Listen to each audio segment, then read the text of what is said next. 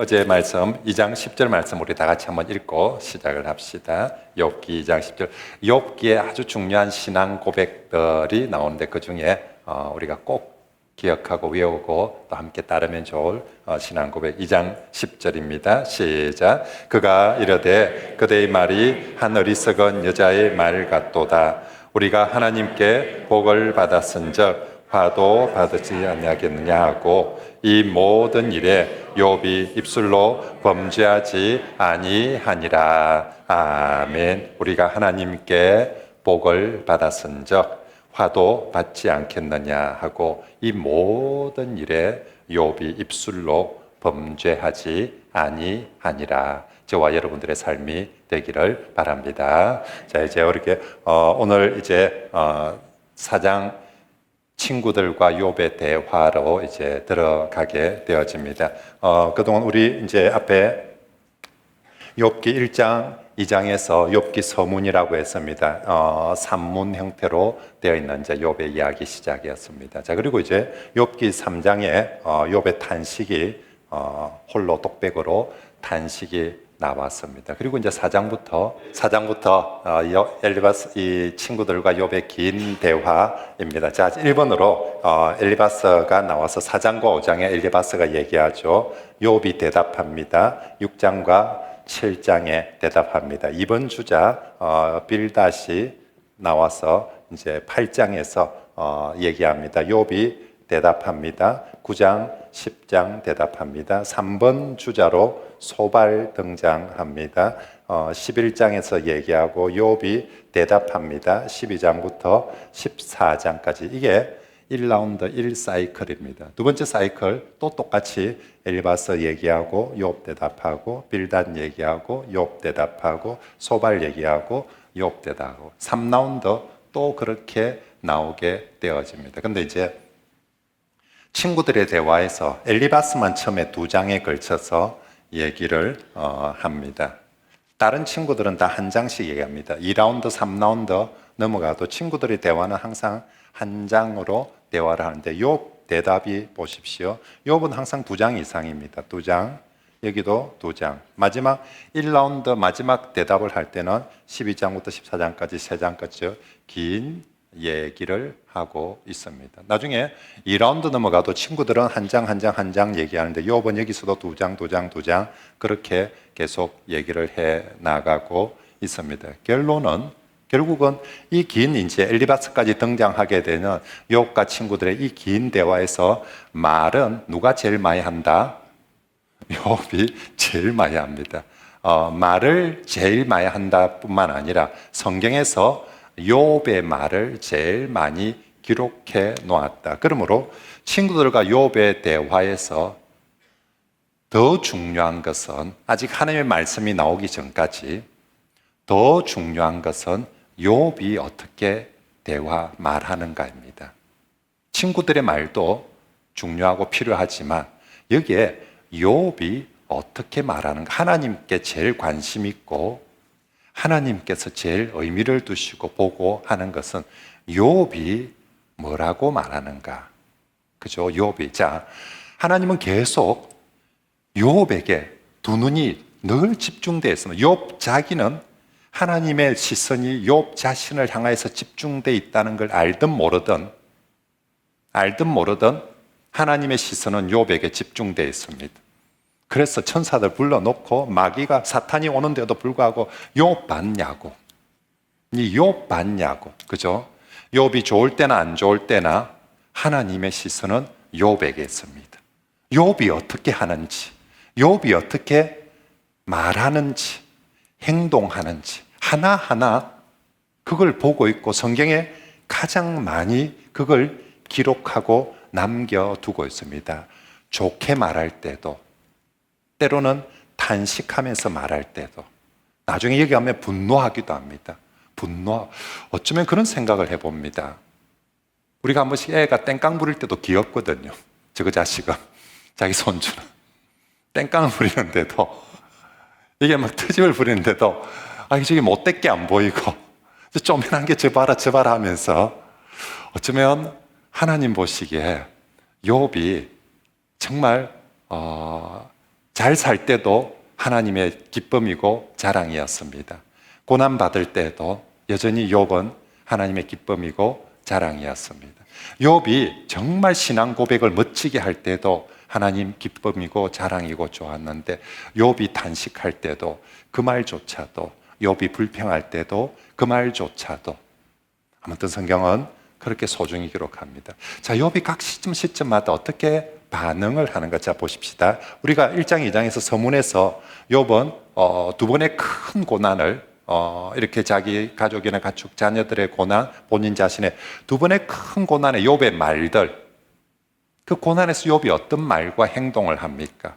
하나님을 예배하고 주신 이도 여호와시니 취하신 이도 여호와십니다라고, 그리고 정말로 하나님이 내게 복을 주시며 화도 주지 않겠냐고 입술로 범죄치 아니하였다. 그렇게 정말 욥이 고난에서 이런 모습으로 찬송을 했습니다. 시간이 지나면서 욥은 또 그 고난에 대해서 탄식하기도 했습니다. 자, 그리고 나서 친구들이 등장합니다. 그리고 욥이 대답합니다. 이건 욥에게 뭘까? 이건 욥에게 뭘까? 이건 욥에게 뭘까? 그죠?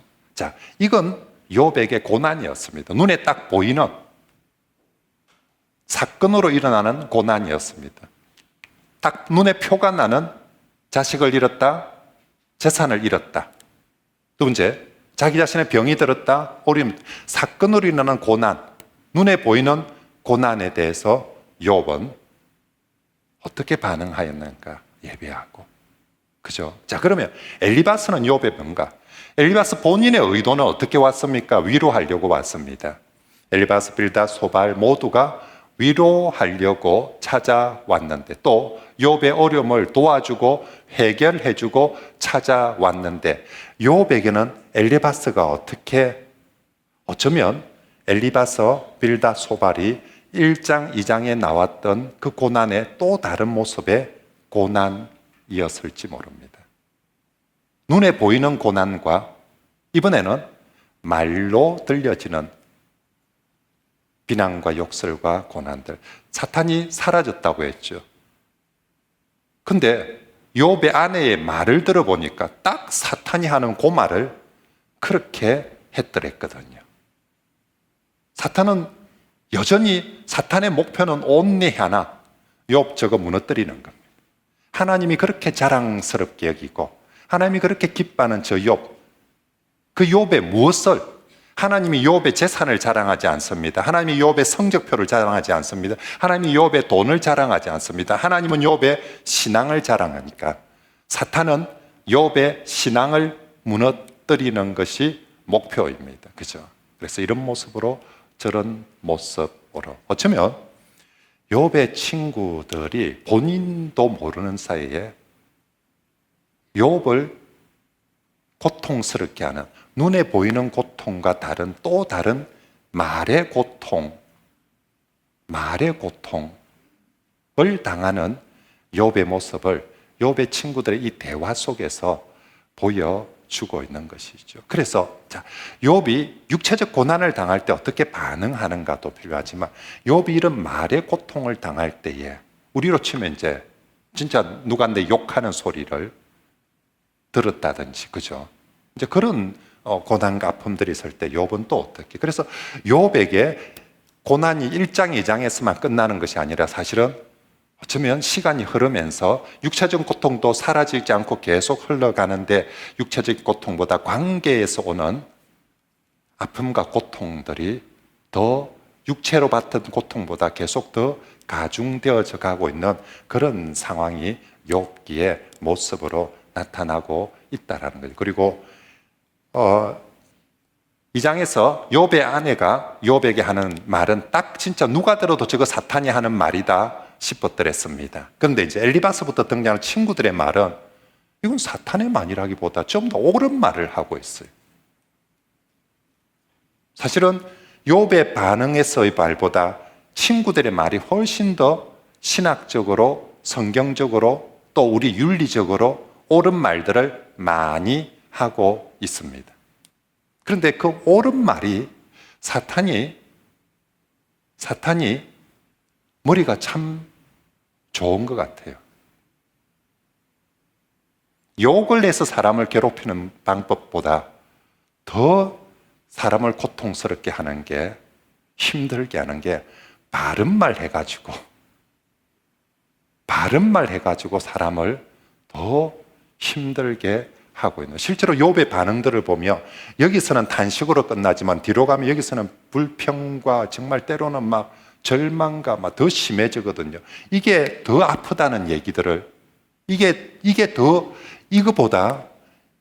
힘들었다라는 걸 가면 갈수록, 엘리바스가 처음 이야기할 때보다 나중에 소발이 이야기할 1라운드보다 2라운드 가면 갈수록 말이 분명히 옳은 말인데 더 욥의 심장을 찌르는 정말 독화살과 같은 그런 말들이 참 많이 나오게 됩니다. 그럴 때 또 욥은 어떻게 반응을 하고 있는지, 그리고 또 하나님은 그 모습들을 어떻게 보고 있는지, 나중에 그래서 하나님의 말씀 38장에 놓으면 앞에 친구들이 했던 말, 욥이 했던 말들을 거의 다 하나님께서 되풀이 인용을 하면서 하나님이 재해석해 주는 말씀들이 이제 많이 나오게 됩니다. 그 말은 하나님이 이렇게 하는 말들 하나님도 똑같이 듣고 있었다는 것입니다. 하나님이 똑같이 들을 때 저는 우리 하나님 마음은 어떻겠습니까? 얼마나 욥이 당하는 고통만큼이나 하나님 마음도 가슴이 아팠을 것입니다. 이 친구들 신앙 없는 친구들 아니었거든요. 엘리바스, 하나님을 정말 신앙하는 이름이거든요. 그리고 진짜 전부 다 하나님에 대한 신앙적인 얘기들을 해 나가고 있는데, 성도들이 주고받는 대화에 서로를 향한 비수를 꽂고 있는 그 대화를 듣고 계시는 하나님. 땅에서 욥이 정말 이 시간부터 이까지 쭉 욥도 고통을 당하지만 어쩌면 여기서 보고 있는 하나님도, 듣고 있는 하나님도 똑같이 사실은 그 고통의 시간을 함께, 어쩌면 정말 이거 정말 싫다면 하나님이 언제라도 중단시켜버리고 싶은데 하나님은 함께, 욥 입장에서는 왜 전화도 한 통 안 해줍니까? 어째요? 왜 내게 그렇게 침묵하고 있습니까? 라고 싶지만 하나님은 분명히 침묵은 하고 계시지만 이 고통에 고스란히 하나님께서 함께하고, 하나님이 다 그렇게 들으셨기에 이게 기록되어져서 남아져 있는 것입니다. 그래서 참 아이러니하게도 위로하러 갔는데 바른 말을 했는데 그게 욥에게 더 큰 아픔들이 되어지는 경우들이 많이 있습니다. 자, 우리 4장 엘리바스부터 한번 다시 구체적으로 한번 살펴보도록 하겠습니다. 자, 1번 주자로 엘리바스가 등장을 했다. 모든 면에서 이 세 친구들 중에서 최고라는 거죠. 나이도 제일 많고요. 나중에 읽어보면 나이도 제일 연장자고 지식에 있어서도, 그리고 뭐 모든 면에 있어서, 그러니까 1번 주자로 나서게 되었던 것이고요. 거기 볼까요? 5장 27절, 엘리바스의 얘기가 끝나는 5장 27절에 보면 볼지어다 누가 연구한 바가 이와 같으니 우리가 연구한 바가. 그러니까 지금 세 명의 친구들이 욥의 이 문제를 두고 7일 동안 침묵하면서 나름 함께 어떻게 말을 하고 이 어떻게 풀어야 될지를 세 명이 함께 연구를 하고, 그 연구를 1번 주자인 엘리바스에게 맡긴 거죠. 그래서 엘리바스는 어쩌면 친구들의 대표로서 1번 주자로 등장하고, 이 엘리바스의 말이 진짜 답이 되고 위로가 되고 해결이 되었다면, 그래서 7장에 6장에 욥이 아멘하고 제가 회개하겠습니다 하고, 정말 다시 목사님 제가 진짜 정말 주님께 회개하며 기도하며 주님 바라보겠습니다 그랬더라면 욥이 6장에서 끝나고 바로 하나님이 7장에 등장을 했을 텐데, 이 엘리바스의 말이 안타깝게도 답이 되지 못하고 해결이 되지 못했기 때문에 2번 주자, 3번 주자가 등장하고, 한 바퀴 돌았는데도 해결이 안 되니까 두 번째 바퀴가 돌고 그렇게 하고 있습니다. 자, 아무튼 제일 지혜롭고 제일 연장자이고, 그래서 실제로 4장 5장에 엘리바스가 있죠. 표현하는 방식들을 보면 정말 때로는 격언을 인용하기도 하고 역사를 인용하기도 하고 때로는 계시를 인용하기도 하고 때로는 성경을 인용하기도 하고요. 정말 와, 이 사람 여러분 한글로 보면 잘 모르지만 쓰는 표현들이나 보면 보통 학자가, 보통 이게 지식가가 아니구나. 웬만한 법조문들, 웬만한 뭐 시문들, 웬만한 소설들, 웬만한 다 인용을 하면서 그렇게 지금 얘기를 하고 있습니다.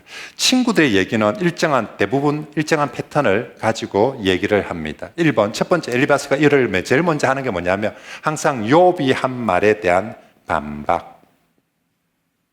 욥을 꾸짖는, 욥이 지금 앞에서 3장에서 옆에서 듣기에는 욥은 정말 하나님 앞에서 정말 막 토로하는데 옆에서 듣는 입장에서는 아니 저기 믿음이 좋다더만은 보자 너무하네 싶은 이제. 그래서 욥의 친구들 입장에서 항상 욥에 대해서 먼저 반박합니다.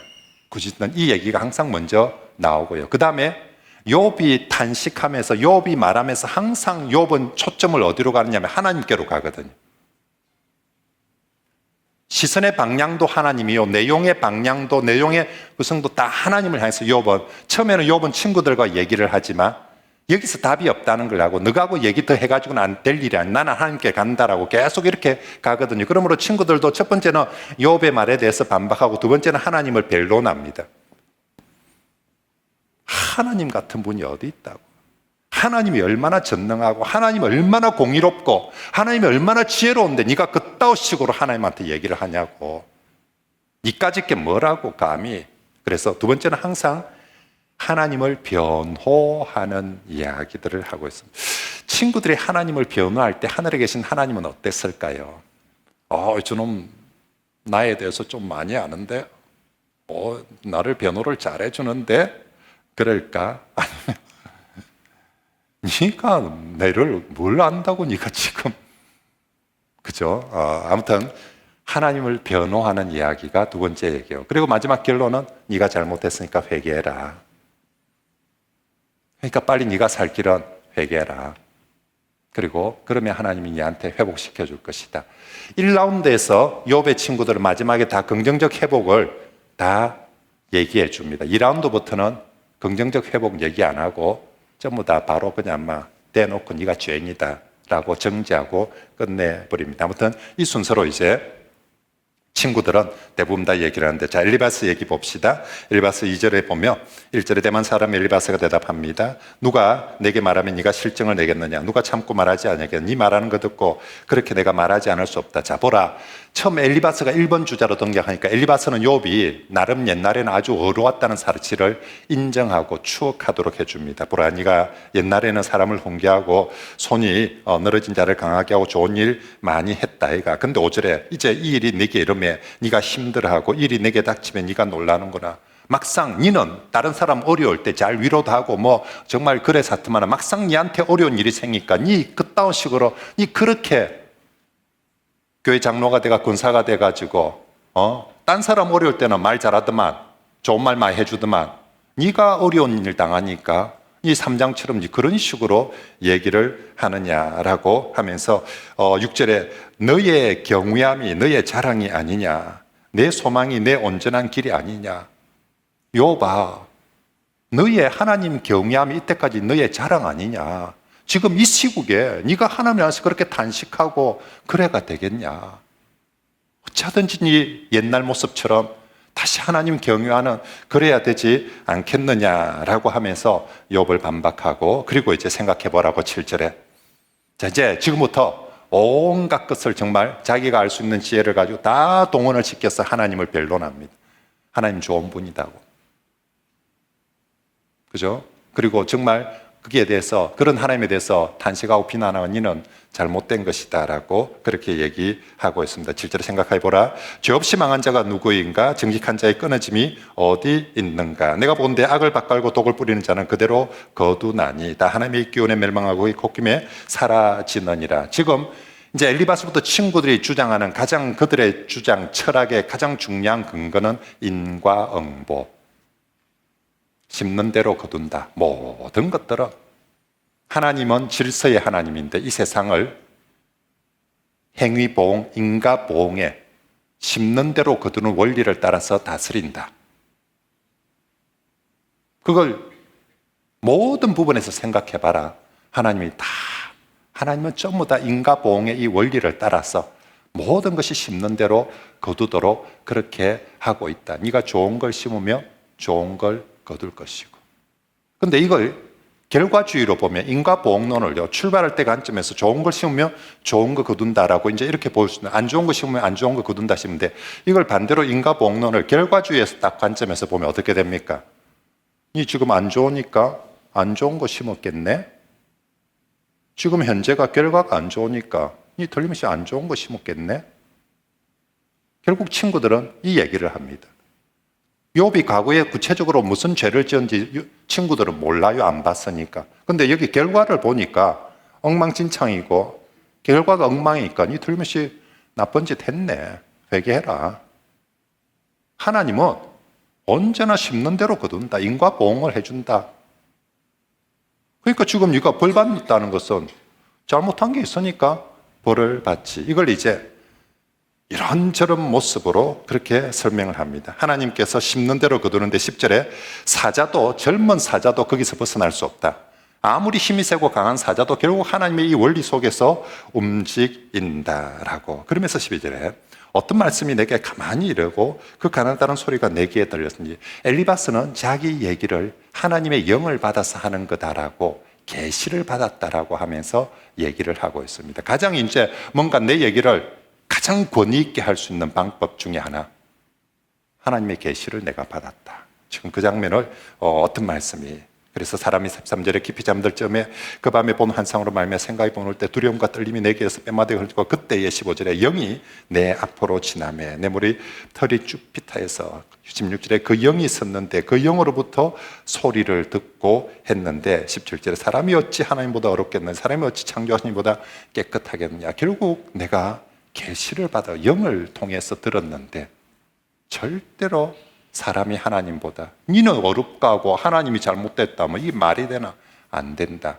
자, 그런데 정말 엘리바스가 계시를 받았다, 영을 통해서 계시를 받았다. 우리도 그런 경우 있죠. 한 번씩 와 옆에 와가지고 내가 기도해 보이. 그래서 그 다음 내가 기도해 보이 하면서 딱 그 다음 얘기하는 게 좀 사실 이게 목사가 성도들 중에 제일 겁내는 성도가 직통 계시 받는 성도 있거든요. 하나님 앞에 직통 계시. 그래서 자기가 기도하고 하나님 앞에 직통 계시를 받았다는데, 이 목사가 이걸 이제 뭐 아멘으로 순종을 해야 될지, 자기가 직통 계시를 받았다는데, 그럼 내가 아니다 하면 그 사람이 내 앞에 와서 거짓말하는 사람으로 내가 또 만들어 버리는 거니까 쉽게 아니다 할 수도 없고. 그렇다고 진짜 저 직통 계시를 받았다는 걸 내가, 지금 엘리바스가 자기가 직통 계시를 받았다라고 그렇게 얘기를 하거든요. 근데 얘기의 내용을 들어보면 하나님이 직통 계시로 이렇게 얘기해 주었을까? 그죠?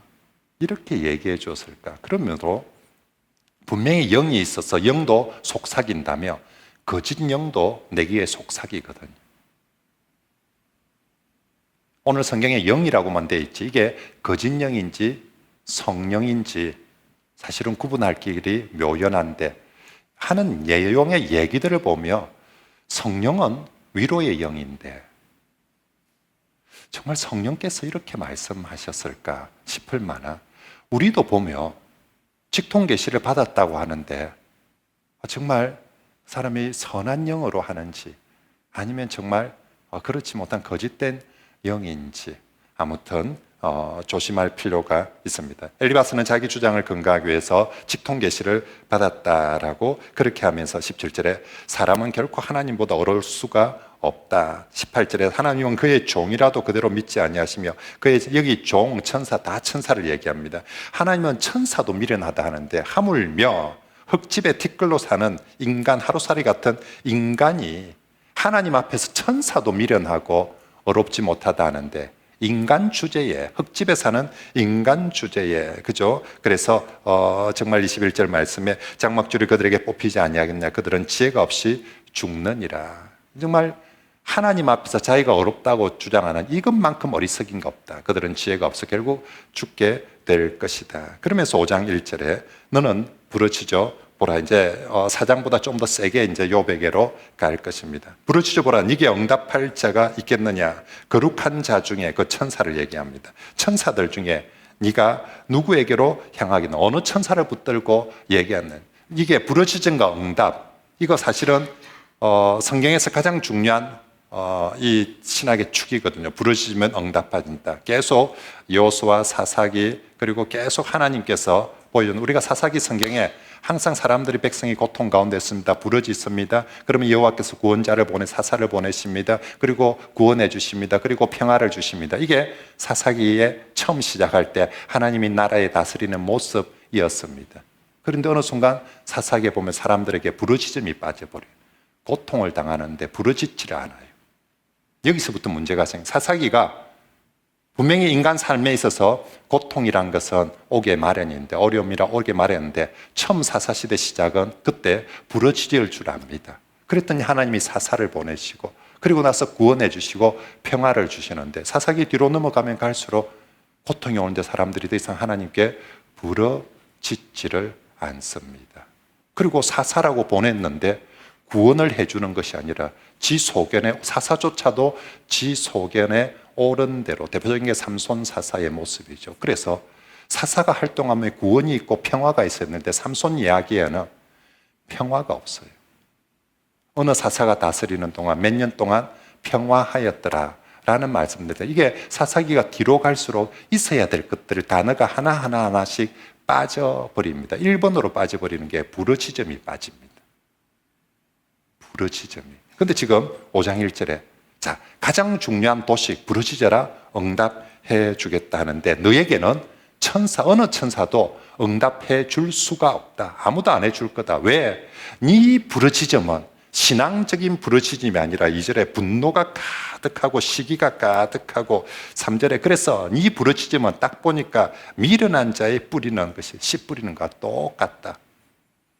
네가 지금 3장에 하는 그 탄식을 보니 그건 하나님 앞에 신앙적 부르짖음이 아니라 그건 미련한 자의 분노다라고 그렇게 미련한 자의 분노로서 그렇게 부르짖는 것은 어느 천사도 백날 부르짖어도 들어주지 않을 것이다 라고 그렇게 말하고 있습니다. 그러면서 6절에 재난은 티끌에서 일어나는 것이 아니다.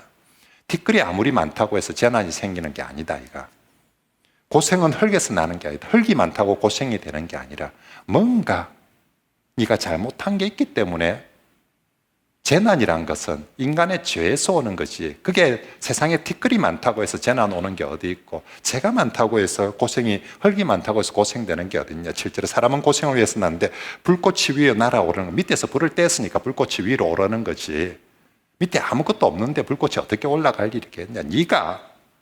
네가 뭔가 잘못한 게 있으니까 지금 그 난리가 난 것이지 절대로 아무 일 없는데 이 난리가 날 리가 없다. 8절에 나라면 이쯤 되면 나라면 하나님을 찾겠고 내 일을 하나님께 의탁하리라. 나라면 하나님. 그래서 지금 엘리바스는 지금까지 욥이 하나님을 찾는 행위를 그 신앙의 탄식을 그리고 그의 정말 경건의 예배를 깡그리 무시해버리고 엘리바스의 판단으로 네 하는 건 예배도 아니고 기도도 아니고 하나님 찾는 것도 아니다라고 한마디로 평가해버립니다. 그러면서 나라면 이쯤 되면 진짜 하나님 찾겠다. 하나님 의지하겠다. 그러면서 9절부터 16절 말씀에 하나님의 위대하심과 기이한 일을 행하시는 능력을 찬송합니다. 하여튼 이 사람들이 이게 고대 정말 이 서로 이게 막 이 고통 속에 말을 주고받는데 문장이 너무 멋진 문장들을 씁니다. 욥은 그 아파 죽어가는데도 몰골은 흉악한데 문자 속이 얼마나 깊은지 멋진 문장들을 쓰고 이놈의 친구들은 욕을 하면 이렇게 분명히 화살인데 너무 바르고 멋지고 좋은 말을 가지고 화살을 꾸미고 있습니다. 자, 9절부터 16절까지 하나님이 얼마나 위대하고 멋지냐 하면 있잖아. 하나님은 헤아릴 수 없이 큰 일을 행하시며 기이한 일을 셀 수 없이 행하시는데 비를 땅에 내리시고 물에 밭에 보내고 낮은 자도 높이고 애곡하는 자도 일으키고 이 지금 욥 니들으라 한 얘기거든. 낮은 자도 하나님이 얼마든지 높일 수 있고 애곡하는 자도 얼마든지 구원에 이르게 할 수 있고 반대로 하나님은 12절에 교활한 자는 하나님 앞에 지가 잘났다고 옳다라고 하는 교활한 자들, 교만한 놈은 하나님이 한 방에 꺾어버리실 것이다 라고 13절에 지혜로운 자의 자기의 계략에 빠지고 지가 똑똑하고 잘났다고 하면 틀림없이 그거는 자빠지고 넘어지게 될 것이고 14절에 낮에도 어둠을 만나고 대낮에도 더듬기를 할 것이다. 하나님은 15절에 가난한 자는 강한 자의 칼과 입에서 지켜주고 손에 구출하지만, 그래서 16절 그러므로 가난한 자는 희망이 있지만 악행이 스스로 입을 다물지, 악한 놈은 스스로 입 다물고 있어야 된다. 그러면서 욥, 니는 가난한 자이냐 악한 자이냐? 하나님은 절대로 자신을 향해서 가난하게 애통하는 사람 내버려 두지 않는다. 하나님은 교만하게 고개 빳빳하게 들고 지는 잘못한 거 없다 하는 놈은 아무리 지혜로운 놈이라도 때려 부수지만, 정말 가난한 심령으로 하나님 앞에 어떡하는 사람 절대 하나님이 그냥 두지 않는다. 욥, 네가 지금 하는 짓을 한번 봐라. 네가 지금 가난한 자의 심령인지 아니면 교만하고 악한 그런 하나님 앞에서의 몰집인지. 그러면서 17절에 볼지어다 하나님께 징계받는 자에게는 복이 있나니 그런 정너는 정너의 징계를 업신여기지 말라. 혹시 하나님이 네게 어떤 모습으로, 이게 때로는 교육적인 징계일 수도 있다. 설령 그렇다 해도 네 지금 그러면 안 되는 거지. 네가 잘못한 게 없어서 고난받는 게, 죄 때문에 고난받는 게 아니라 네가 교육적인 징계를 받는다 해도 하나님이 주는 거라며 그건 복이니까 달게 받아야 된다. 이처럼 지금 3장처럼 그렇게 탄식하는 게 아니고, 이게 하나님의 교육적 징계를 주실 때가 있다 아이가? 그러면 하나님이 주시는 거며 네 달게 받아야 된다. 18절에 하나님은 아프게도 하고 싸매기도 하고 그의 손으로 고치고 6가지 환난에서 너를 구원하고 7가지 환난이라도. 그래서 환난의 종류를 기근, 20절에 전쟁, 그리고 21절에 환난의 종류 중에 이 환난이 등장합니다. 21절에 보면 네가 혀의 채찍을 피하여 숨을 수가 있고. 와, 그냥 채찍이 아니라 무슨 채찍? 혀의 채찍. 그래서 딱 지금 어쩌면 친구들이 욥한테 혀의 채찍 역할을 하고 있는, 이게 환난의 여러 종류 6가지, 7가지를 소개하는데, 우리가 기근, 전쟁, 채찍, 두려움, 그 다음에 22절에 멸망, 기근, 들짐승, 그리고 23절에 심지어 들에 있는 돌이 너와 언약을, 돌도 들에 있는 돌이 너와 언약을 맺는다는 건, 네가 농사짓는데 들에 돌이 농사짓는데 아무 지장 없이 너와 언약을 맺어서 피해 줄 거고, 어떤 밭은 새가 빠지게 딴 밭을 가는데 돌밖에 안 노는, 정말 그때 진짜 촌에 사무실, 특히 욕조 같은 섬에 대부분 화전이거든요. 나무 불태가지고 겨우 불태가지고 밭을 유구했는데 아무리 셀이 막 밀고 끌고도 돌밖에 안 나오며 정말 막 죽을 맛이거든요. 지금 돌조차도 너와 언약을 맺고 들짐승이 너와 화목하게 살 거야. 들짐승도 그 작물들 해치지 않게. 그래서 24절에 내 장막에 평안함을 얻고 우리도 우리를 살펴도 가축이 이런 것이 하나도 없고 자손은 많아지고, 그리고 정말 26절에 네가 장수하다가 결국 6가지 7가지 재난을 만난다 할지라도 정말로 네가 하나님 앞에서 정말 징계를 받는다 생각하고 회개하며 결국 다 잘 될 것이다. 네 지금 아픈 거 이거 다 회복되고 다 해결될 것이다. 그러니 욥아, 우짜란 말입니까? 네 지금 하나님한테 원망하지 말고 회개를 해라고. 네가 네 잘못이 뭔지 생각해보고 회개를 해라고 그렇게 지금 얘기하고 있습니다. 들어보니 틀린 말은 하나도 없고요. 그죠? 우리가 이 엘리바스의 첫 이야기들 속에서 틀린 말은 하나도 없습니다. 자, 그런데 엘리바스의 가장 강한 주장의 근거, 이제 인과응보. 거기 교재에 보면 퀘스천에 Q에 하나 중간에 있죠. 인과응보가 모든 법칙이라며, 지금 친구들이 얘기하는 말대로 인과응보가 모든 법칙이라면 하나님의 은혜는 도대체 어디에 있는 것입니까? 그죠? 은혜는 인과응보를 뛰어넘는 것이거든요. 심은 대로 거둔 것이 아니라 안 심었는데 거두는 게 은혜입니다. 못했는데, 여러분 우리가 자 봅시다. 우리가 어떤 일을 할 때 내가 정당하게 수고한 만큼 받는 걸 뭐라 합니까? 보수라고 합니다.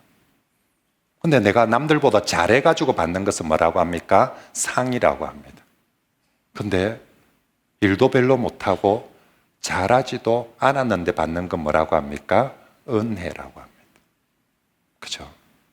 인과응보는 네가 한 만큼 정말로 보수를 받든지 상을 받는데 하나님의 은혜는 그 틀 안에 있지 않거든요.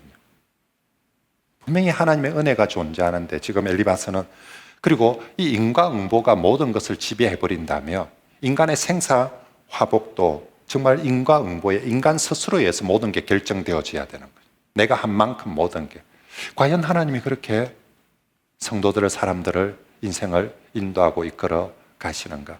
인과응보가 틀렸다는 것이 아닌데 지금 엘리바스가 하는 이 말들이 틀린 말이 아니라 바른 말인데 모두가 그런가? 그리고 이때의 욥에게 정말 그런가? 라고 할 때 욥이 보기에 아닌 것 같고 하나님 보시기에 아닌 것 같은 것입니다. 그래서 우리가 좀 알고 있는 지식이나 경험이나 그걸 가지고 쉽게 이렇게 지금 욥의 상황을 판단하거나 얘기하는 것 조심해야 되는 거죠. 엘리바스는 그침없이 내뱉고 있지만, 그죠? 또 엘리바스가 욥을 제대로 설득하지 못한다는 증거 중에 하나가 빌닷의 등장입니다.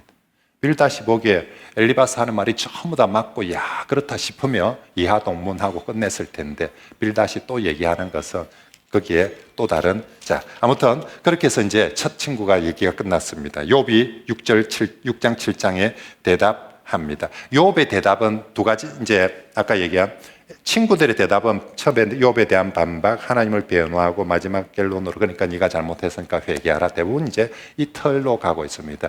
욥의 대답의 틀은 대부분 두 가지 틀입니다. 하나는 첫째, 친구들을 향하여서 말하고, 두 번째, 뒤에는 언제나 그렇게 하다가 하나님께로 갑니다. 모든 문제, 모든 그것들을 하나님께로. 이게 욥이 두 장씩 얘기하면 항상 앞장에는 친구들에게, 뒷장은 하나님께로 모든 이야기들을. 그래서 욥은 언제나 결론은 하나님입니다. 욥은 언제나 하나님께로 그렇게 모든 이야기를 이끌어 갑니다. 6장 2절 말씀. 나의 괴로움을 달아보며 나의 파멸을 저울 위에 모두 놓을 수만 있다며 바다의 모래보다 무엇이라. 그러므로 나 이 말이 경솔하였구나. 정말 내가 너무너무 힘든 주게 내가 너 앞에 이런 말을 한 것이 참 경솔했구나라고 얘기합니다. 그러면서 욥은 얘기합니다. 넘비난이 아니라 정말 나도 하나님 믿는다. 근데 그 하나님이 내게 화살을 쏘았다. 정말 그 전능하신 하나님이 내게 화살을 쏘았다. 친구들아, 누가 다른 사람이 아니라 하나님이, 나도 이때까지 내 평생 살면서 하나님이 내게 화살을 쏜다라고는 단 한 번도 생각을 안 해봤는데 실제로 하나님이 내게 이 고난으로 받들어 버리시고 하나님이 내게 화살을 쏘아 주신다. 그래서 전능자의 화살이 내게 박히면 나의 영이 그 독을 마신다니 하나님의 두려움이 나를 엄습하여 치고 있다라고. 그러면서 욥도 아주 상당히 수준 있게 얘기합니다. 이제 들나귀도 봐라, 풀이 있으면 말라 울겠노. 배가 고파야 울지 풀이 없으니까 울지. 내가 왜 탄식을 하겠노. 그런 고통이 있고 아픔이 있으니까. 근데 내 고통 중에 제일 큰 고통이 뭔 줄 아냐? 몸이 아픈 것도 고통인데 내 신앙이 지금 내가 믿는 하나님과 내가 경험하는 하나님이 달라서, 내가 믿는 하나님의 모습과 내가 지금 경험하는 하나님이 너무 달라서 내가 그래서 너무 답답하고 너무 힘들어서 내 주일학교 때부터 교회 다녔는데 이때까지 내가 보고 배우고 듣고 믿은 하나님은 이런 하나님인데 나도 너것처럼 하나님이 공의의 하나님이고 전능하신 하나님이고 다 안다고, 하나님께서 가난한 자를 세우고 악한 자를 무너뜨리고 그거 다 안다고, 나도 믿는다고. 근데 지금 내가 경험한 하나님은 내게 오히려 화살을 쏘고 내게 두려움을 주고 있다고. 나도 풀이 있으면 저 들나귀처럼 내가 말라 울겠냐고. 내 주인이 선한 줄 알았는데 내한테 풀을 안 주니까 나도 더 들나귀처럼 저렇게 울고 있지 않느냐고. 그러면서 8절에 나의 간구를 누가 들어줄 것이며 나의 소원을 하나님이 허락하시랴. 내 소원이 있는데 내 소원은 9절에 이는 곧 나를 멸하시기를 기뻐하사 하나님이 그의 손을 들어 나를 끊어버리실 것이다. 죽는 거다. 내 이 고통에, 육체적 고통도 힘들지만 이 믿음의 이 내리의 이 혼돈의 이 모든 고통에서 좀 쉬고 싶다고. 하나님 그냥 저를 좀 죽여주세요. 내 소원 그냥 하나님 저를 좀 죽여주세요라고. 그럴지라도 우리 이번에 오늘은 6장 10절 말씀의 신앙 고백을 한번 읽어봅시다. 같이 시작. 그럴지라도 내가 오히려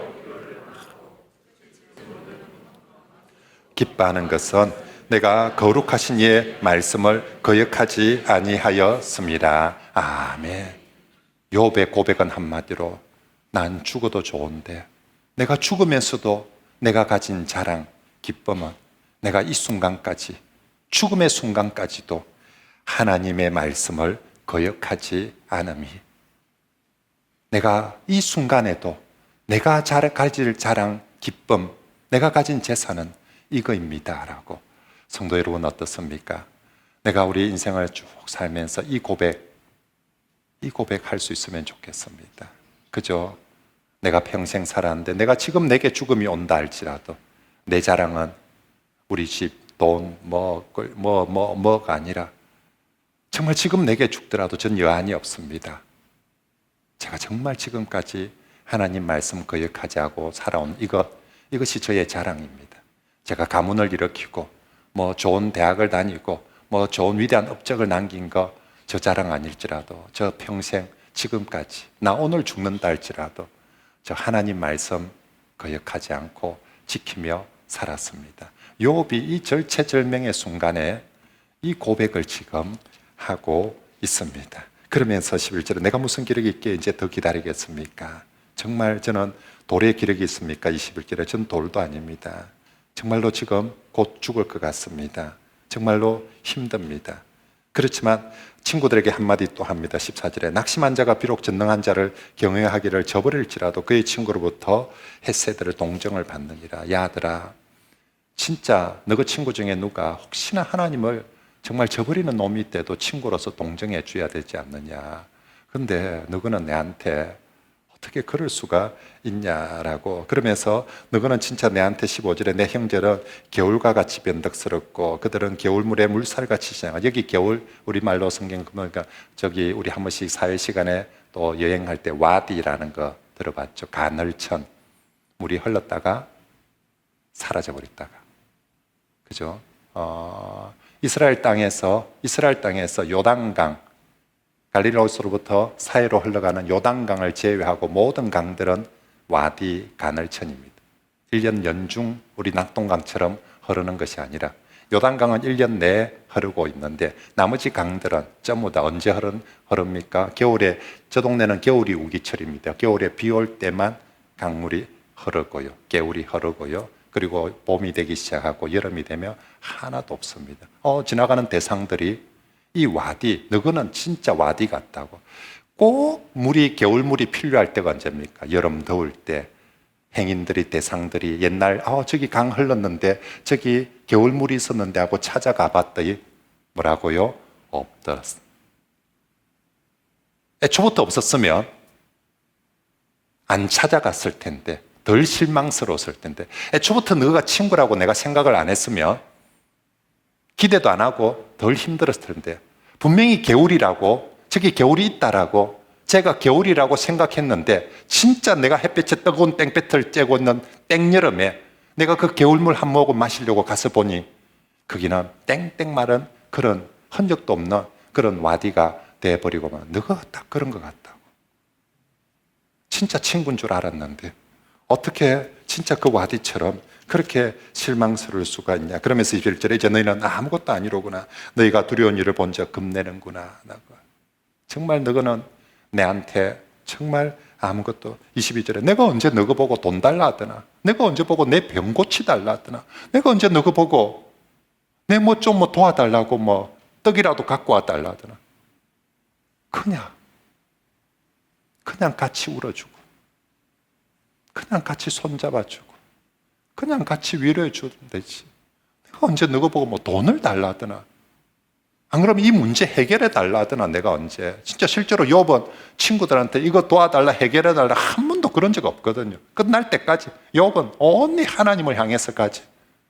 근데 친구들아, 너는 와그라노라고 그렇게 얘기를 하고 있습니다. 그러면서 25절에 옳은 말이 어찌 그리 고통스러운고 너희의 책망은 무엇을 책망? 너희 하는 그 옳은 말이 얼마나 내게 진짜 내가 지금 육신의 질병을 앓는 것보다 너희의 그 옳은 말이 내게 훨씬 더 그렇게 가슴을 찢고 있다. 27절에 너희는 고아를 제비 뽑으며 너희 친구를 팔아 넘기는 것 같다라고. 정말 친구인 줄 알았는데, 겨울물인 줄 알았는데 와디가 되어버려가지고 그렇게 해서, 그러면서 28절에 이제 원하건대 너희는 내게로 얼굴을 좀 돌려다오. 마음을 돌리고 얼굴을 좀 돌려다오. 내가 너희를 대면하여 결코 거짓말 안 한다. 정말 난 진짜 거짓말 안 하니까 제발 내게 얼굴을 돌려서 나를 좀 긍휼히 여겨다오. 너희는 29절에 돌이켜 행악자가 되지 말고 아직도 나의 의가 건재하니 내게로 좀, 마음이 내게로 좀, 나보고 죄인이라고 정죄하지 말고 내게로 좀 돌아와 다오라고 그렇게 한탄하고, 이제 하나님께로 7장에 이 땅에 사는 인생에 힘든 노동이 있지 않겠습니까? 그날의 품꾼의 날과 노동자들 쇠가 빠지게 일을 하지만 그들에게 저녁에 쉬는 시간이 있지 않습니까? 근데 하나님, 저는 저녁에 쉬는 시간도 없어요. 내가 3절에 8달째 고통을 받고 있는데 정말로 4절에 누울 때면 말하기를 언제나 일어날까, 언제나 밤이 갈. 노동자들은 하루 종일 일해도 저녁이 되면 그래도 이거 좀 쉬고, 그런데 나는 저녁이 돼도 언제 아침이 올까 하고 밤새 고통을 보고 그렇게 내 삶 구더기의 흙덩이처럼 그렇게 되어져 있습니다. 그래서 6절에 정말 밤이나 낮이나 희망이 없이 그렇게 보내고 있습니다. 7절에 내 생명이 한낮 바람 같은 것을 하나님 생각해 주죠. 네, 이거 한순간 갑니다. 이제 욥이 하나님 앞에 좀 이렇게 협박을 하려고, 하나님 내 죽으면 끝입니다. 내 보고 싶어도 못 봅니다. 내 죽기 전에 빨리 좀 해결을 좀 해주이소 하나님. 내가 진짜 밤낮 진짜 노가다하는 사람들은 밤이라도 쉬는데 나는 밤에도 쉬지 못하고 이리 살고 있는데, 하나님 저 바람 같은 인생입니다. 일하다가 언제 죽을지 모릅니다. 제발 내 좀 죽기 전에. 그래서 9절에 구름이 사라져 없음같이 서울로 내려가는 자는 다시 오르지 못합니다. 그는 자기 집으로 못 옵니다. 나도 그렇게 될 것입니다 라고. 제발 좀 죽기 전에 하나님 좀 살리주이소라고. 11절 말씀, 그런즉 내가 이 랩을 금하지 않고 내 영혼의 아픔 때문에 말하며 내 마음의 괴로움 때문에 말이라. 이제 욥이 처음에는 여기서는 탄식을 했다 아닙니까? 이제 이러 놓으니까 대놓고 이제 나 불평 좀 하랍니다. 막 분노하고 있어요. 그리고 막 대놓고 하나님 이제 막 내 너무 마음이, 내 영혼이 너무 아파서 나 이제부터 불평하랍니다. 나 이제부터 진짜 막 불평을 쏟아 놓으랍니다라고. 하나님 12절에 내가 바다 괴물입니까? 하나님 내가 바다입니까? 내가 바다, 고대인들에게 바다 괴물 다 같은 개념이죠. 하나님께서 가장 싫어하고 또 저놈이 설치지 못하도록 하나님이 늘 붙들어 놓고 지키고 있는 게 바다 괴물이거든요. 죄가 지 마음대로 설쳐버리면 사람들 다 죽기 때문에.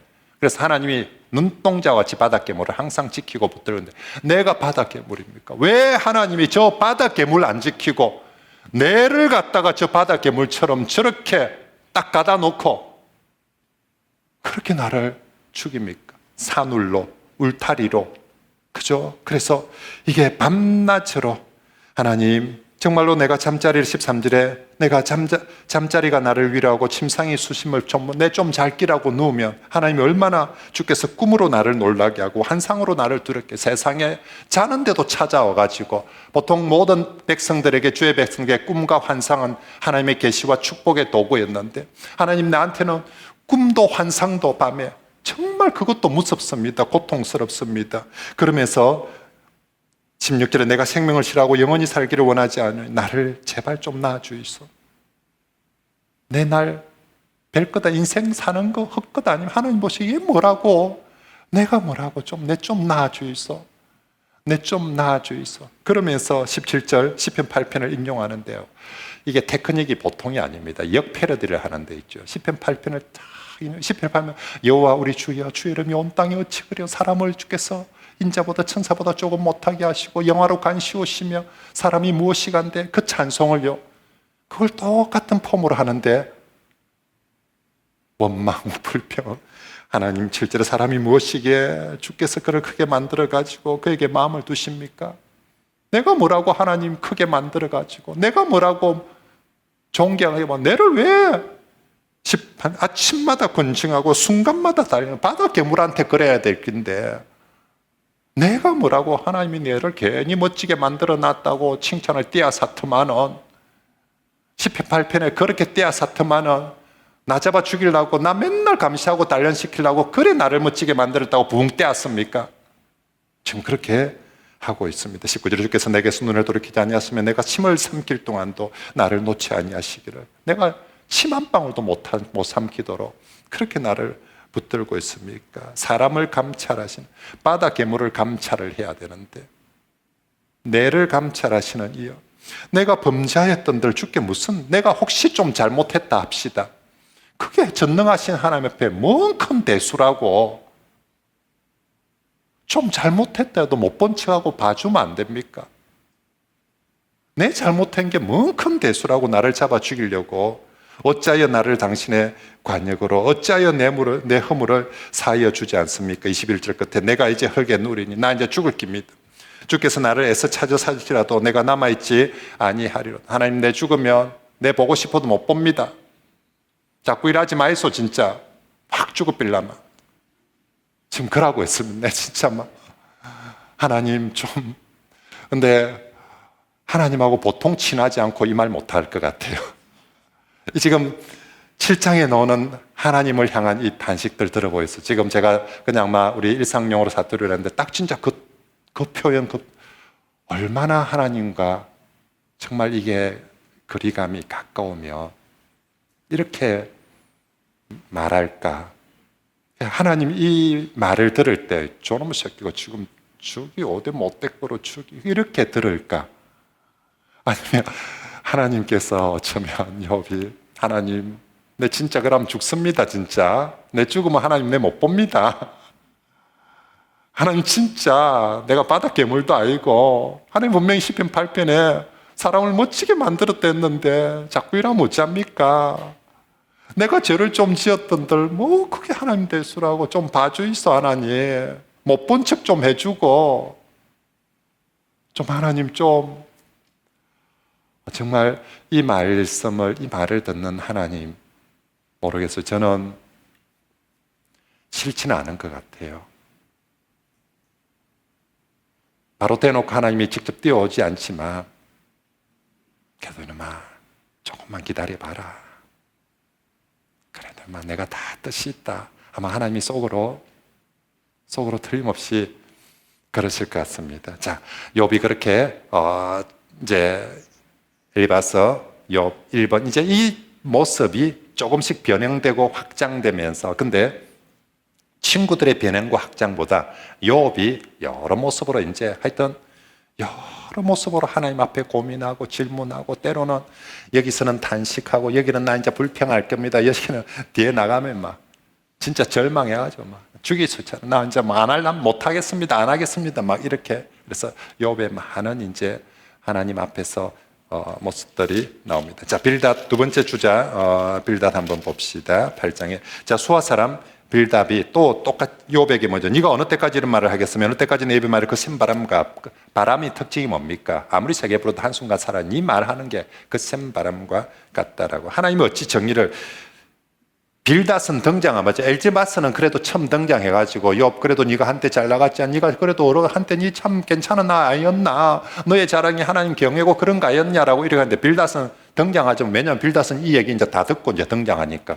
등장하면 네가 지금 하나님이 얼마나 공의로운데 하나님이 얼마나 정의로운데 하나님이 지금 네한테 그런 식으로 한다고 이게 어딨어? 하면서 빌닷은 등장하자마자 하나님의 정의에 대해서 공의에 대해서 그렇게 얘기하면서 이제 빌닷은 떼놓고 얘기해 빕니다. 4절에 네 자식들 왜 죽은지 아나? 죄 지었으니까 죽었지.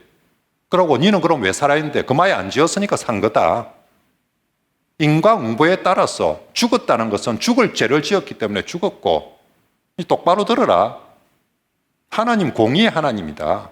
너그 자식들 왜 죽었겠노? 죄가 죽은 거다. 죄 지을 만큼 죽을 만큼 죄 지었으니 죽었고 니는 죽을 만한 죄는 아니니까 살아있는 거니까 지금이라도 정신 차리고 해결을 해라.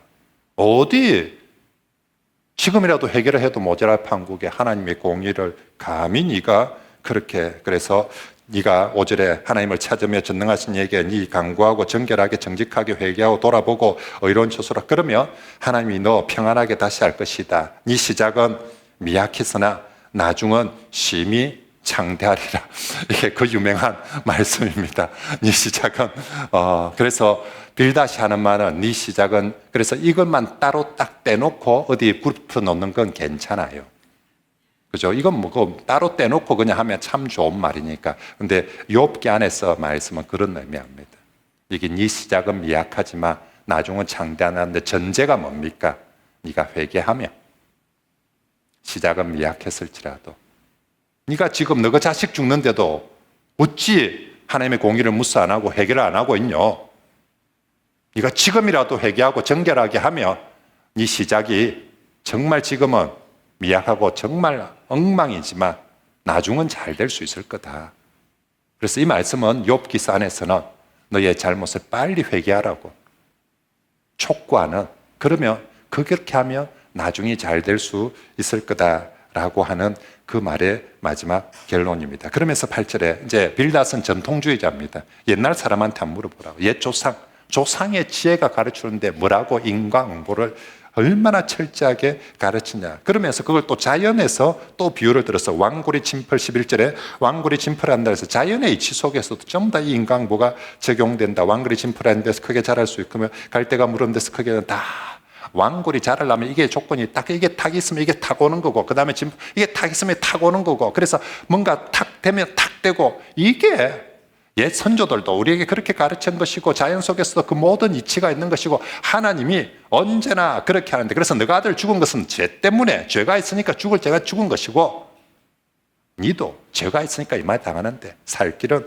회개하는 것이다 라고. 그러면서 정말 이 자연 속에서의 그 인과응보를 여러 가지 모습으로 거미줄을 비유해서 아무리 치봤자 한순간 또 그거 없어져 버리고 18절에 뽑히는 식물을 비유해서 그것도 다 없어져 버릴 것이다. 그러면서 20절에 하나님은 순전한 사람을 절대로 버리지 아니하시고 악한 자를 붙들어 주지 아니한다. 하나님은 순전한 사람은 살리고 세워주고 악한 사람은 붙들어 주지 아니하니 웃음을 내 입에 즐거운 소리를 내 입술에 틀림없이 채워줄 것이다. 뭐 하며? 회개하며.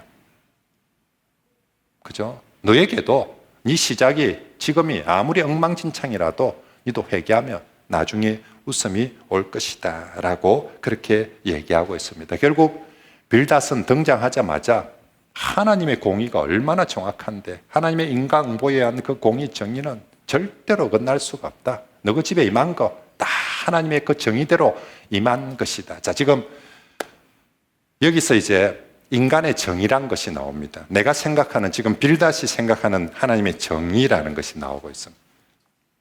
그리고 친구들은 이 정의, 자기들이 생각하는 정의의 틀에서 하나님은 반드시 움직인다 라고 철떡같이 믿고 그렇게 말하고 생각하고 있습니다. 이 말에 대해서 어떻습니까, 여러분? 제가 세 가지 비교를 한번 해볼까요? 인간의 정의와 하나님의 정의를 가지고, 자, 인간의 정의와 하나님의 정의는 동일하다. 우리가 정의사회 구현, 정의로워야 된다, 공의로워야 된다 라고 생각할 때 인간이 생각하는 정의란 것이 있습니다. 또 성경에서 말하는 하나님이 생각하는 정의, 공의란 게 분명히 있습니다. 일치한다. 아니면 하나님의, 인간의 정의가 하나님의 정의보다 훨씬 더 크다. 반대로 하나님의 정의가 인간의 정의의 개념보다 훨씬 더 크다. 어떻습니까? 지금 친구들은요, 인간의 정의와 하나님의 정의가 일치한다. 아니면 인간의 정의가 하나님의 정의보다 큽니다. 내가 생각하는 정의라는 것에 대해서 하나님은 변동될 수 없다. 좀 계속 그렇게 주장해 갈 것입니다. 보편적 교회의 성도들이 이런 경향이 억수로 많습니다. 자기가 정의라고 생각하는 게 있어요. 하나님도 그래야 된다라고 생각을 합니다. 목사님도 그래야 되고, 대통령도 그래야 되고. 그래서 내가 생각하는 정의대로 안 하면 하나님도 그건 아니지, 목사님도 그건 아니지, 저건 잘못된 거지. 나중에 하나님께서 친구들에게 대해서 제일 많이 화내는 것 중에 하나가 이 부분입니다. 네가 생각하는 정의에 하나님을 가두어 버리는 신학이라는 이름으로, 신앙이라는 이름으로 자기가 생각하는 정의가 있어요, 인간이. 그걸 절대화시키고 하나님도 그 정의 안에 있어야 된다고. 그래서 하나님을 향해서 이럴 수 있습니까? 라고 탄식하는데 욥과 같이 탄식하는 것이 아니라 자기 정의관 때문에 불평하고 원망하고, 교회에 대해서도 불평하고 원망하는 게 많은 경우가 자기 정의관 때문에 그런 경우에, 뭐 개인적인 스스로의 정의관을 가진다는 게 잘못이란 게 아닙니다. 그걸 절대화하지 마시고요. 다른 사람들에게 내 정의를 가지고 다른 사람들을 얽매지 마시고요. 평가하지 마시고요. 심지어는 우리 성도들 지금 욥기에서는 자기 정의를 가지고 하나님을 쥐락펴락하고 있습니다. 이대로 움직이면 좋은 하나님. 여기에 욥도 나중에 일조합니다.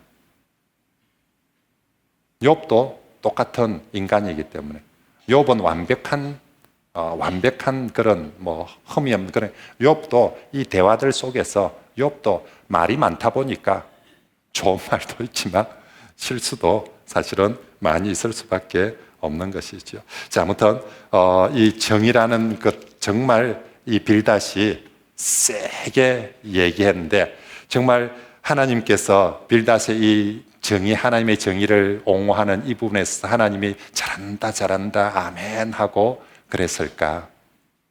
나중에 38장 이후에 하나님의 대답을 보면 전혀 그렇지 않습니다. 실제로 하나님이 창조해 보면 빛뿐만 아니라 어둠도 창조했거든요. 낮도 밤도 창조했거든요. 인간이 창조했다면 낮만 창조했겠죠. 어떻게 낮과 밤이 조화를 이룬다는 생각을, 이게 하나님의 정의고 하나님의 공의라는 생각을 할 수 있었을까? 근데 하나님은 그렇게 해놨어요. 선과 악을 공존하도록 해. 우리의 인간의 정의는 악은 사라지고 선만 있어야 되는데 하나님의 세계는 분명히 악도 있는 거예요. 그래서 사실은 인간의 정의하고는 비교할 수 없는 광활하심과 크심이 하나님의 정의인데, 많은 사람들, 특히 자기가 좀 신앙이 좋다, 자기가 좀 똑똑하다라고, 또 나름 자기 의가 강한 사람, 바른 생활의 사람들, 지 행실이 개구시면 그러지 않는데 자기가 좀 나름 바른 생활을 하는 사람의 정의관이 훨씬 더 투철하고 강합니다. 그 사람들이 주변 사람들을 때리잡는 거죠. 하나님은 괜찮다 하는데 대부분 그 바리새인과 같은 아주 이 자기 정의가 강한 사람들이 주변 사람들을 많이 딱 친구들처럼 말로써, 정의로운 말로써 주변 사람들을 다치게 하는 경우가 많이 있습니다. 지금 자, 이렇게 진짜 욥이 또 당했습니다. 한순간 죄인 되어 버렸어요. 너가 아들 죄 때문에 죽었다 하니까 억장이 무너집니다. 니도 죄 때문에 그 말이 됐으니까 회개해라. 이게 아멘이 안 나오고 막 억장이 무너집니다. 9장에 욥이 이제 두 번째 대답을 합니다. 똑같이 친구들에 대해서 먼저 다시 또 이 억장 무너지는 걸 또 다시 10장에 가면 하나님께로 가지고 그렇게 나아가고 있습니다. 자, 9장 2절, 진실로 내가 이 일이 그런 줄을 알거니와 인생이 어찌 하나님 앞에, 나도 안다. 인생이 어찌 하나님 앞에 어렵겠느냐, 나도 안다고. 하나님은 정말로 사람이 하나님께 변론하기를 전에 첫마디 한마디도 하나님 앞에 사실 우리가 뭔 말을 하냐고, 난 모르는 거 아니다고 안다. 4절에 그는 마음이 지려우시고 힘이 정말 강하신 거 안다. 5절에 산도 무너뜨리고 6절에 땅도 움직이고 7절에 해도 맹했어. 그리고 별들도 가두고 8절에 홀로 하늘도 펴고 바다 물결도 밟고 구절에 북두성, 남성, 묘성, 남방, 밀실, 이 별도 한 곳에 쫙 밀실에 넣어서 딱 가다 놓으면 가다 놓고 고대인들이 보기에 별이 보였다가 안 보였다 하니까 안 보일 때는 하나님이 별들을 쫙 모아가지고 밀실에 가다 놓은 것처럼 보인 거예요. 하나님이 별도 밀실에 가다 놓을 수도 있고 청량할 수 없는 큰일, 셀 수 없는 기이한 일을 했는데 여기 보면 이 하나님의 기이한 능력들이 어마어마한 능력이 부정적으로 다 묘사돼요. 애꿎은 하늘 갖다 말고 별은 저쪽에 처박아 넣어비고 막 비틀어버리고 하나님의 전능하심이 욥에게는 예전에 신앙이 좋고 편안할 때는 하나님의 전능하심이 창조하심이 찬송의 제목이었는데 지금은 가만 보니까 하나님이 그 전능하신 힘을 가지고 내 두드리 잡는 데 다 사용을 하는 거예요. 욥이 지금 보기에는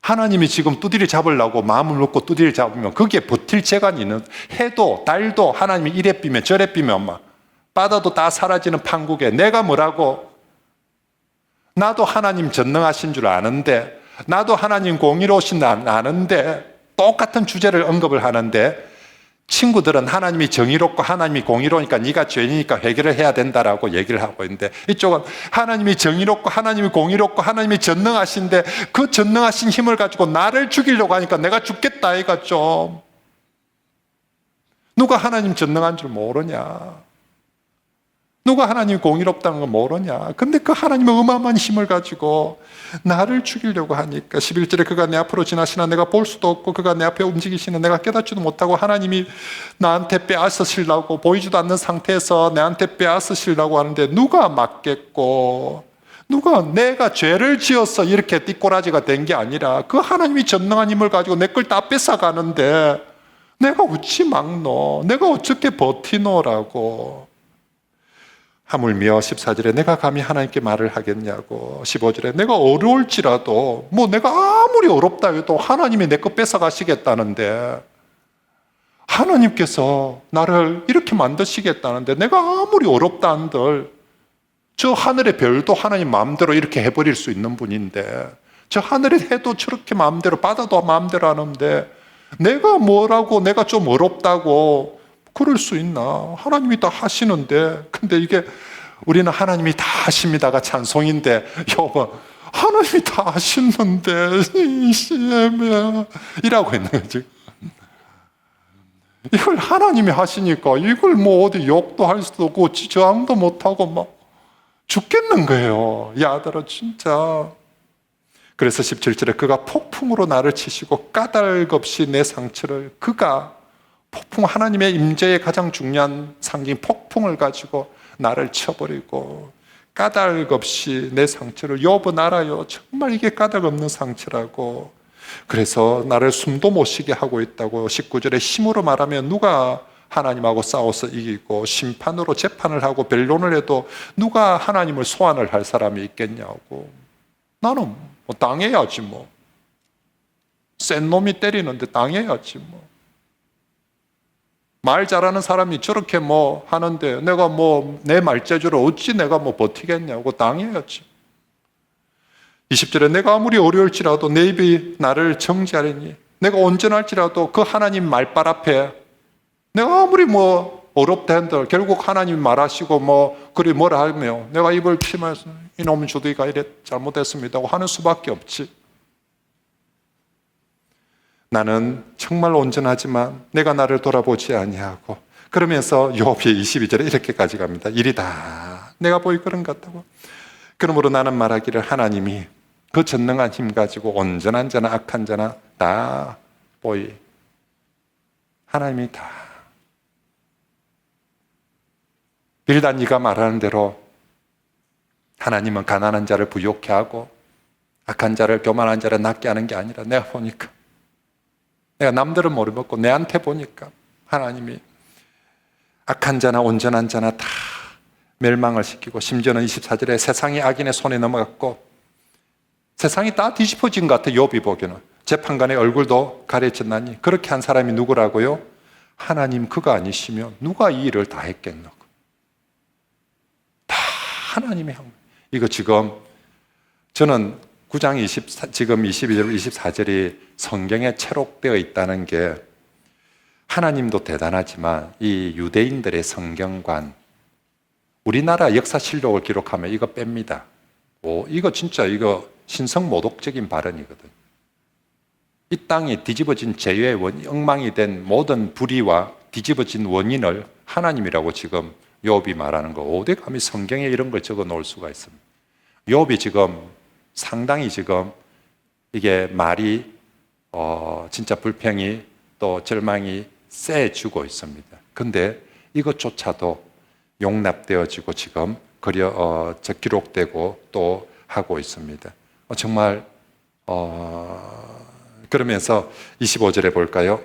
나의 날이 경주자보다 빨리 사라져버리니, 그리고 26절에도 빠른 배같이 없어져 버리니, 정말로 정말 욥이 내가 죽을 날 얼마 안 남았는데 정말 이렇게 빨리 가버리는데, 근데 정말 힘든 것은 내 모든 28절 내 모든 고통을 두려워하니 주께서 나를 죄 없다고 여기지 않았을 줄을, 내가 별것 아닌 빨리 사라져버린 이런 인생인데 결국 하나님 앞에 서면 하나님이 나를 죄인이라고 하실 건데, 29절에 내가 정죄하심을 당할진대, 내가 지금 어쩌면 이렇게 하는 이 짓도 무슨 소용이 있겠는가라고 그렇게 합니다. 결국은 내가 아무리 회개를 할지라도 30절에 내가 눈 녹은 물로 몸을 씻고 잿물로 손을 깨끗게 할지라도 주께서 다시 나를 개천에 빠지게 하시리니 내 옷이라도 나를 싫어하고, 결국은 32절 하나님이 나처럼 사람이 아닌즉 내가 그에게 대답도 지금 상황에 뭐 말도 못하겠고 또 가서 하나님하고 재판함합시다라고 그럴 수도 없고, 그리고 하나님하고 문제니까 판결할 판결자도 없고, 그래서 여기 두 번째 대답에서는 탄식하다가 분노하다가 불평하다가 여기 와서는 절망하게 됩니다. 내 대적인 지금 내가 지금 하고 있는 게 하나님이란 걸 아니까 절망하는데, 내가 말해도 내가 옳은데, 그리고 더 문제는 우리 사이에 하나님과 나 사이에 판결자가 없다. 그래서 욥의 신앙에서는 이 절망 속에 나중에 뒤로 넘어가며 중보자를 찾습니다. 정말 하나님과 나 사이에 그 중보자의, 내가 육체 밖에서라도, 욥기 19장에 보면 내가 육체 밖에서라도 그를 보리라라고 소망합니다. 그리고 성경은 말합니다. 바로 사람과 하나님 사이에 유일한 중보자가 누구시라고요? 예수 그리스도입니다.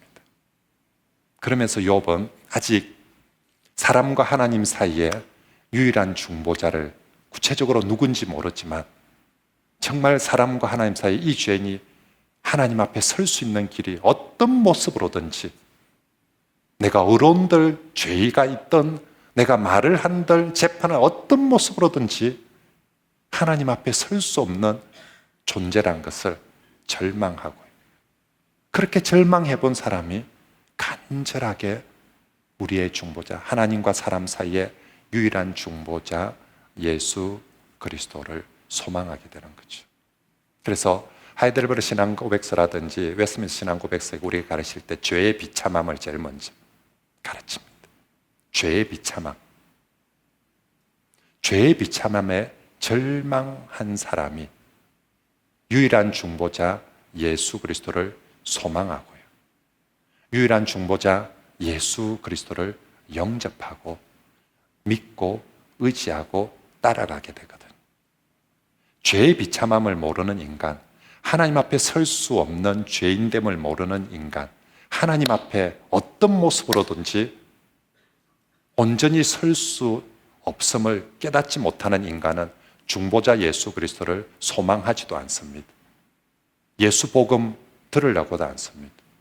자기 의로 하나님 앞에 설 수 있고, 아니 뭐 하나님이 없으면 자기가 하나님 되어버리기도 하고, 그런 교만한 자들은 중보자 예수 그리스도를 찾지 않지만 욥은 이렇게 절망하기에 결국은 정말로 중보자 예수 그리스도 그분 앞으로 나아가게 되어집니다. 자, 우리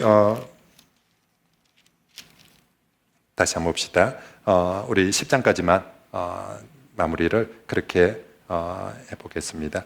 자, 32절 말씀에 우리 사이에 손을 얹을 판결자도 없구나라고 그렇게 말합니다. 그러면서 주께서 그의 막대기를 내게서 떠나게 하시고 그의 위험을 나를 두렵게 하지 아니하시기를 원하노라. 그러면 내가 두려움 없이 거침없이, 그래서 욥이 소망하는 것은 내가 하나님 앞에 직고할 수 있기를, 히브리서에서 말하는 것처럼 우리가 담대히 그의 앞에 나아가는 그 소망을, 그죠? 그러므로 우리에게 중보자, 우리의 영원한 대제사장 예수 그리스도가 계시니 히브리서에서 계속 그를 힘입어서 하나님 앞에 담대히 감사하게, 하나님 앞에 담대히 나아가자라고 히브리서가 외치고 있죠. 욥은 지금 그걸 소망하는 거예요. 내가 하나님 앞에 설 수 있게 되기를, 하나님 앞에 설 수 있게 되기를. 그러면서 그럴 수 없는 지금의 현실, 다시 10장에 하나님을 향해서 또 불평하고 단식합니다. 내 영혼이 살기에 곤비하니 내 불평을 토로, 내 그냥 불평을 한두 마리가 아니라 뭐 한다고요? 토로 다. 그래서 10장에 정말, 그래서 2절에 무슨 까닭으로 나와 변론을 하시는지 하나님 알게 해주십시오 라고 하면서 하나님 안에서 이렇게까지 얘기합니다. 4절에 주께서도 육신의 눈이 있습니까? 주께서도 사람처럼 보여요.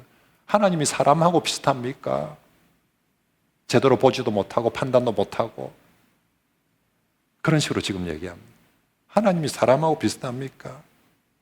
왜 내 허물을 6절에 찾으시며, 인간들 어쨌거나 서로 막 갉아먹으려고 서로 또 막 허물 찾고 이러면서 하나님 사람하고 그런 수준 아니지 않습니까? 라고 8절에 주의 손으로 나를 멋지게 빚으셨는데 왜 이제 나를 멸하라 하십니까? 하나님 기억해 주십시오. 주님이 나를 얼마나 멋지게 창조했는지. 그러면서 9절부터 12절에 하나님이 얼마나 오묘하게 창조했는지를 아름답게 찬송합니다.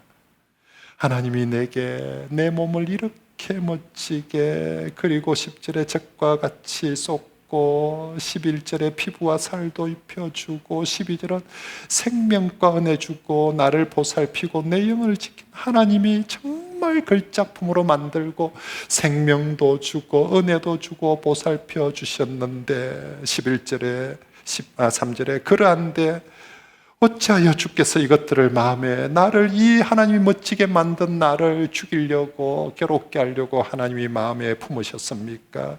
하나님이 그런 마음을 가지고 내한테 한다는 걸 내가 압니다. 하나님, 내가 범죄하면 주께서 나를 죄인으로 여기실 것이고 내 죄악을 용서 안 할 것입니다. 내가 악하면 화가 있을 것이고 내가 혹시나 어려울지라도 주님께 내가 고개 못 들 겁니다. 내가 아무리 어렵다 해도 주님 보는 눈앞에 아무것도 아니니까. 16절에 내가 머리 들며 주는 젊은 사장처럼 사냥하고 그렇게 할 것입니다. 그러면서 18절에 계속 탄식합니다. 주께서 나를 태에게 나오셨으면 어찌하면입니까? 그렇지 아니하시더라면, 안 그랬으면, 그렇게 태어나지 않도록 또 그렇게 멋지게 창조하지 않았더라면 내가 기운이 끊어져서 아무 눈에도 보이지 않았을 것인데. 그러면서 20절에 내 날은 적지 않습니까? 그런 적 거치시고 이제 좀 제발 입에 좀 나를 좀 버려둬서 잠시라도, 내가 생각하기에 살 날이 얼마 안 남았는데 잠시라도 좀 평안하게 해 주십시오. 내가 도르지 못할 땅, 죽어야 될 그 땅, 어둡고 죽음의 그늘진 땅으로 가기 전에 제발 좀, 나 좀 그냥 좀 있게 해 주십시오라고. 그리고 22절에 땅은 어두워지고 흑암같이 죽음의 그늘이 져서 아무 급여 없고 광명도 흑암 같습니다. 정말 욥은 마지막 11장에 탄식에서 깊은 절망으로까지, 불평에서 절망으로 내려가서 하나님 정말 이제는 힘이 없습니다. 이제는 하나님 앞에 소리 지를 도와달라고 또 따지고 그런 힘도 없습니다. 하나님 그냥 죽기 전에 잠시라도 그냥 나를 놔주이소라고 그렇게 하고 있습니다. 사랑하는 성도 여러분, 참 정말로 때론 우리에게도 정말 고통이 짓누를 때 욥과 같은 그런 마음으로 때로는 단식하고 때로는 불평하고 때로는 절망하는 하는 그 모습들을 하나님께서 이해하시고 용납하시기에 성경에 기록하고 하나님이 보고 있어주는 거죠. 그런데 다시 한번 또 말씀드립니다. 탄식도 불평도 절망도 하나님을 부르면서 하고 있습니다. 하나님을 부르면서. 결국 이 모든 말들의 깊은 저면 속에는 하나님 좀 살려주십시오. 하나님은 틀림없이 그렇게 들었을 겁니다. 이 모든 걸 하나님을 소망하지 않는 사람, 하나님을 믿지 않는 사람은 이렇게 하나님 앞에 탄식도 안 하고요, 불평도 안 하고요, 절망도 안 합니다. 그냥 갚입니다. 하나님 안 믿는 사람은, 하나님께 소망이 없는 사람은. 근데 하나님밖에 없는 사람은 탄식도 하나님께 가서 해야 되고, 불평도 하나님께 가서 하고, 절망도 하나님께 가서 하죠. 입에서 나오는 건 그렇지만 정말로 그 내면 깊은 곳에서는 오직 하나님, 오직 하나님, 오직 하나님, 나 좀 살려주이소, 나 좀 살려주이소. 아마 틀림없이 저는 하나님께서 그렇게 들으시고 그렇게 받아주시리라 믿습니다. 그래서 나중에 38장에 판결할 때 하나님이 내가 보기에 바른 말은 친구들이 더 많이 했는데 너거는 아니다 하고, 사실 그건 욥이 더 많이 했는데 하나님께서 욥의 말을 받아주거든요. 그건 틀림없이 욥의 그 말의 내면, 그리고 하나님을 향한 그 호소들을 하나님께서 마음의 중심을 살피시는 하나님께서 보셨기 때문에 우리의 투박함을, 때로는 우리의 정말 거칠음을, 때로는 우리의 정말 참 하나님 앞에 감히 입에 담아서는 안 되는 그런 말들조차도 우리 하나님께서 받아주신 줄 믿습니다. 저는 시편의 많은 탄식시도 참 그만큼 충분히 탄식한 사람이 결국 하나님을 소망하게 됩니다.